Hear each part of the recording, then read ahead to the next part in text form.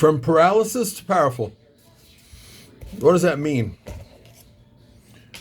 Well, it can mean different things for different people. The operating word here is paralysis. As humans, I think we're all paralyzed to some degree.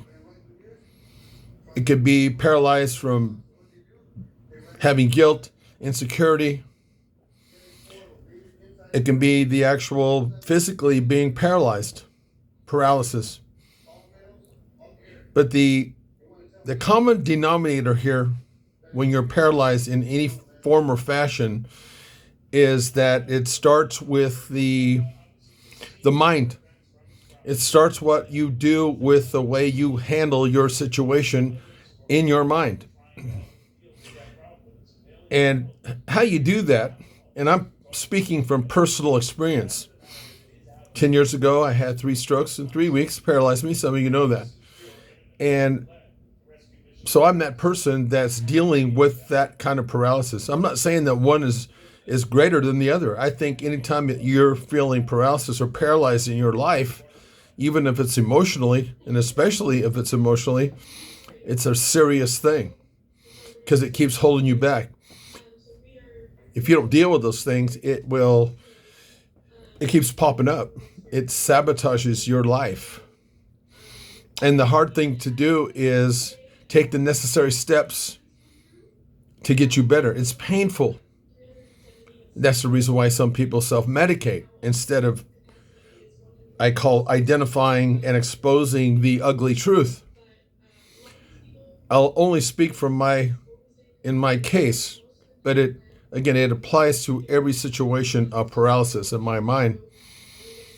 So exposing the ugly and identifying the ugly truth for me was, in that state, I had to go,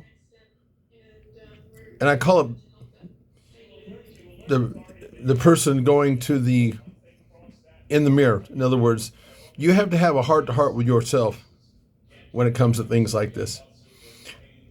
But I had to find out what the facts were in this case when it came to why people have strokes, what the success rate is in overcoming paralysis from stroke. And I have to tell you, it was a brutal awakening. It was sobering. It was scary. And again, what I'm saying in my particular case, I know applies to other people that are dealing with guilt and all these other anxieties and all that. It's the same thing. But identifying the enemy, I called it, I think, or wrote that in my book. Identify the enemy. For me, the enemy was the stroke, but I had to identify what it actually was. See, these were some of the things I had to find out. And it was bleak as far as overcoming. But I had to do that.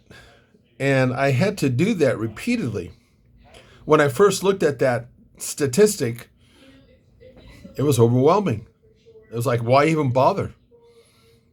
Take a different route. Give up. But repeatedly looking at that stat over time made that overwhelming, sinking sensation diminish. It never goes away. It just diminishes it. Once you get to that point, whatever paralysis that you're experiencing at this point, once you get to that point, because that is the obstacle, and once that obstacle shrinks down so you can deal with it on a different level, on a more objective level, then what you must do is, again, I'm not saying any of this is easy. You need to detach from your emotion.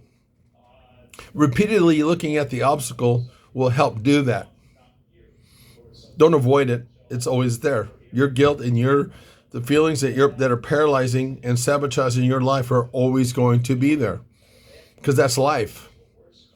It's learning how to deal with that. And you can't deal with that if you're too emotional. Detach from your emotion now we're talking about solutions. Detach from that emotion. And once you can do that, then you can get into solution mode. You know the ugly truth. You also must identify in this whole scheme of things if you have anything to do with the situation that you're in. How hard is that?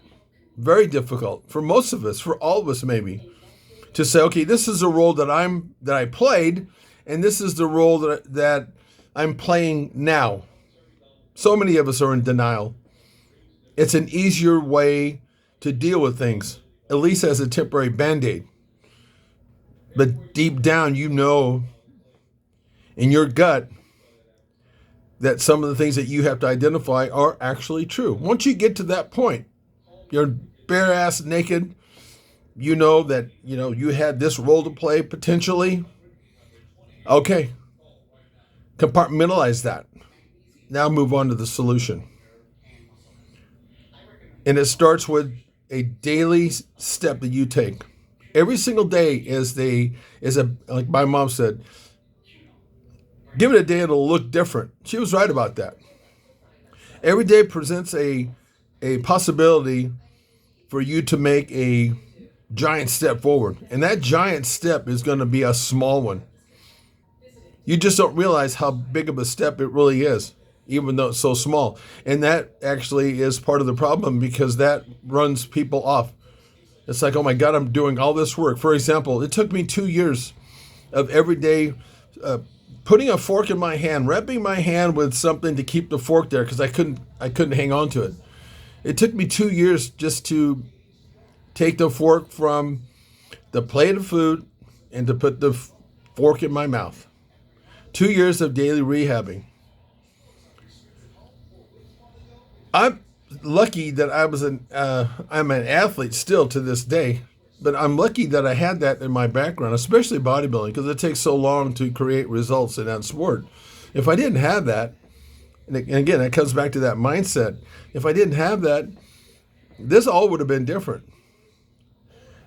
But the fact remains, you need to take a daily step every single day. And sometimes it's the last thing that you want to do. Sometimes people don't even want to get out of bed. They're so depressed about their situation. But that's exactly what you have to do.